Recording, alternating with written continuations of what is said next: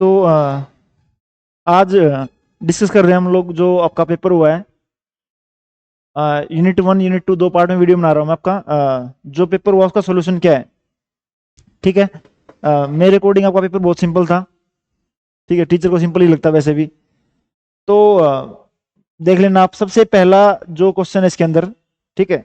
इसने लिखा हुआ था आपका कि मुझे एक स्क्यू सिमेट्रिक मैट्रिक्स सेट दिया हुआ है, स्क्यू सिमेट्रिक मैट्रिक्स का, ठीक है।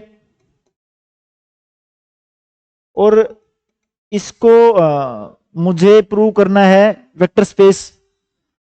सबसे पहले अगर थोड़ा सा देखोगे ना, स्क्यू सिमेट्रिक मैट्रिक्स कौन सी होती है, वो मैट्रिक्स जिसका ट्रांसपोज उसके माइनस के बराबर होता है, ऐसी मैट्रिक्स जिसका ट्रांसपोज उसके माइनस के बराबर हो।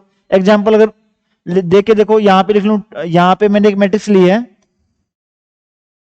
जैसे कि मैंने ले ली 0 0 2 -2, एक मैट्रिक्स ली मैंने ए। अब मैंने क्या किया, इस मैट्रिक्स का ट्रांसपोज किया, इसका ट्रांसपोज किया मैंने ए ट्रांसपोज। तो इसमें जो रो है कॉलम हो जाएगी, कितना हो जाएगा 0, ये 2 यहां पे आ जाएगा, ये -2 उधर चला गया, -2 0।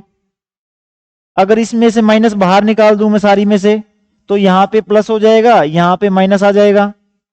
अगर ध्यान से देखूं, यही मेरी ओरिजिनल मैट्रिक्स थी, तो एक मैट्रिक्स का ट्रांसपोज किया, वो उसके माइनस के बराबर आ गया। ऐसी मैट्रिक्स को हम लोग बोलते हैं स्क्यू सिमेट्रिक मैट्रिक्स। सबसे पहले तो स्क्यू सिमेट्रिक दिमाग में होनी चाहिए क्या होती है, ठीक है। दूसरी बात, तो अगर मैं अच्छा एक चीज अगर इसे ऑब्जर्व करोगे, स्क्यू सिमेट्रिक मैट्रिक्स में जो डायगोनल एलिमेंट होते हैं वो हमेशा 0 ही होंगे। डायगोनल एंट्री क्या होंगी, 0। और जो यहां पे एंट्री है और यहां पे एंट्री है, वो एक दूसरे का अपोजिट होंगी साइन के अंदर, ठीक है। अगर मैं इस एंट्री को देखूं, बोलूं A12, और अगर इसको मैं बोलूं तो ये मेरी क्या है A21, ठीक है। अगर इन दोनों को ऑब्जर्व करूं तो मैं क्या बोल रहा हूं, A12 बराबर है -A21 के, ठीक है। तो अगर मैं एक सिंपल सेट लूं मैट्रिक्स का A, ठीक है, और उसके अंदर स्क्यू सिमेट्रिक मैट्रिक्स अगर हुई तो एंट्री होंगी Aij। कंडीशन क्या होगी, Aij इक्वल टू -Aj। और उसके बाद दूसरी बात यहां पे क्या थी, डायगोनल एलिमेंट जितने भी होंगे सारे 0 होंगे। डायगोनल कौन सा होता है, A11 A22 A33। तो यहां पे इसने क्या बोला कि अगर i इक्वल टू j है तो मेरा Aij क्या हो जाएगा, 0। ये बात ठीक है। अब वैसे ही सोच लो कि मान लो अगर मुझे इसने 2/2 की, इसने j/j लिखा है, उसी आइडिया में अगर 2/2 की मैट्रिक्स लिखी है, तो यहां पे क्या हो जाएगा 0, यहां पे क्या हो जाएगा 0, यहां पे क्या हो जाएगा a, यहां पे क्या हो जाएगा -a। ये वाला वेक्टर स्पेस प्रूव करना है, 10 प्रॉपर्टी दिखानी है। 10 प्रॉपर्टी, अगर जो सब स्पेस वाली डेफिनेशन थी वो क्या बोल रही थी, अगर दो प्रॉपर्टी भी सेटिस्फाई करवा दे हम लोग, कौन से वाली, एक x + y वाली, एक अल्फा x वाली, तो वो चीज सब स्पेस होती है, और सब स्पेस भी वेक्टर स्पेस होता है। तो अगर मैं इसके अंदर दो प्रॉपर्टी लगाऊं, दो प्रॉपर्टी का मतलब क्या हो जाएगा, इस सेट के दो एलिमेंट ले लो। एक एलिमेंट मैंने ले लिया 0 a1 -a1 0, एक एलिमेंट ले लिया 0 b1 -b1 0, दो एलिमेंट ले लिए मैंने।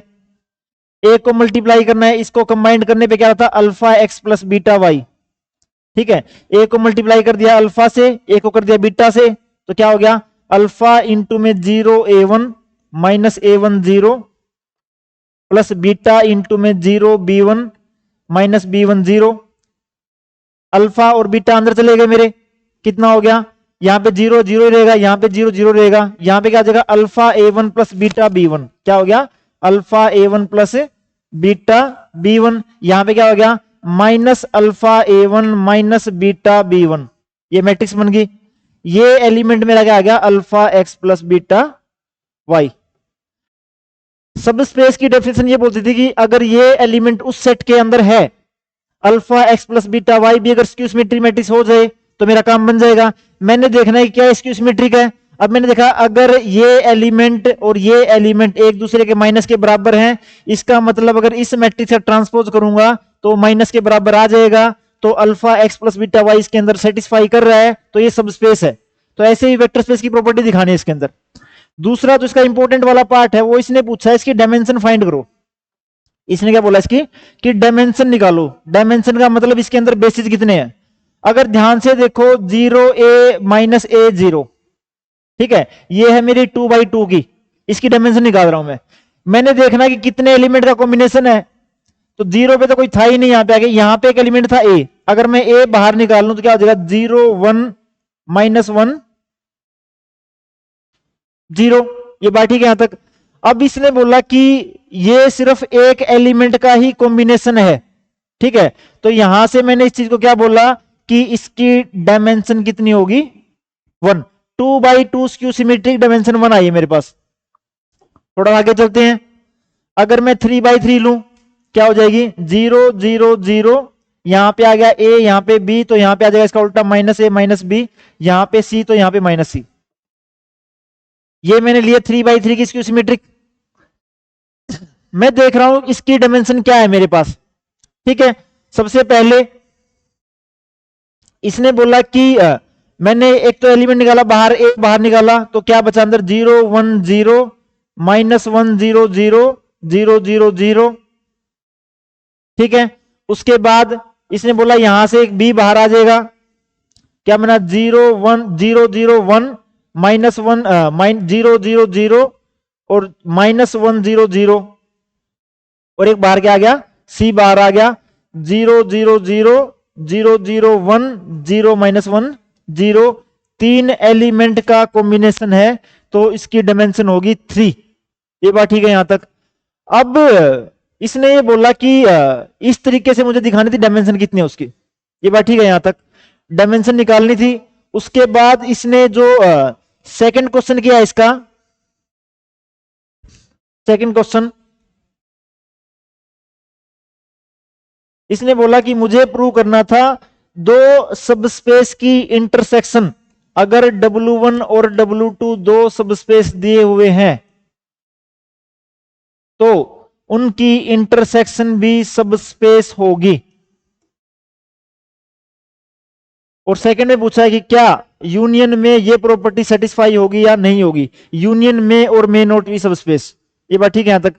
तो इसने बोला जिसको सबस्पेस प्रूव करना है उसके दो एलिमेंट ले लो, एक्स और वाई, इसके दो एलिमेंट ले लिए मैंने किसके W1 इंटरसेक्शन W2 के, ठीक है। डेफिनेशन के अकॉर्डिंग अल्फा और बीटा लेता हूं फील्ड से, और alpha x plus beta y दिखाना है मुझे, जिसको सबस्पेस प्रूव करना था, ठीक है। ये मुझे दिया हुआ है, ये मैं लेट कर दिया मैंने। अगर x और y W1 में भी है, W2 की इंटरसेक्शन में है, तो x और y W1 में भी होगा। जो एलिमेंट इंटरसेक्शन में होता है वो दोनों में होता है, तो W2 में भी हो गया। x y W1 का एलिमेंट है, W2 का एलिमेंट है। W1 मुझे अलग से सबस्पेस दिया हुआ है, W2 अलग से दिया हुआ है। अगर W1 सबस्पेस है, ये दो एलिमेंट उसके हैं, तो by definition alpha x plus beta y भी W1 का हो गया। और यहां से W2 के एलिमेंट थे, तो alpha x plus beta y W2 का भी हो गया।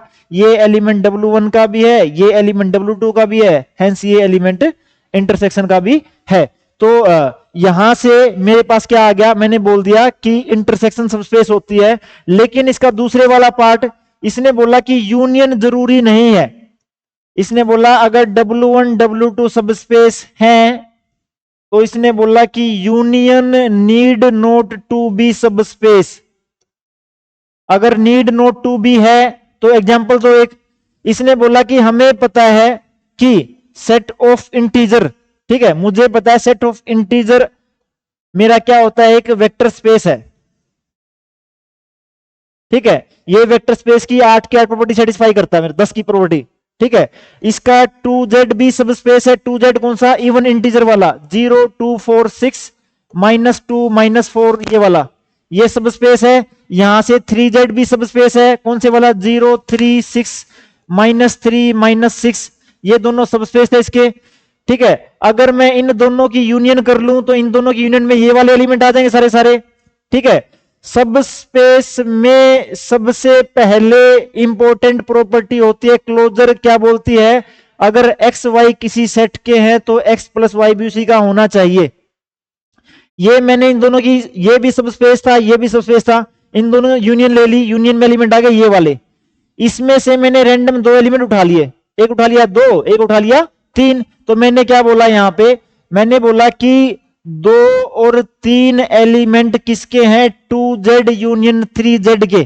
ठीक है, अब अगर मैं 2 और 3 को इसके हिसाब से ऐड कर दूं तो क्या आएगा 5, और 5 इसके अंदर कहीं पे भी नहीं है, तो क्लोजर प्रॉपर्टी ही सेटिस्फाई नहीं हो रही। तो मैं क्या बोलता हूं, union need not to be sub space. ठीक है, तो 2 क्वेश्चन तो आपके हो गए ये 6 मार्क्स के। अगले 2 मैं आपको अभी नेक्स्ट वीडियो में रिकॉर्ड कर रहा हूं।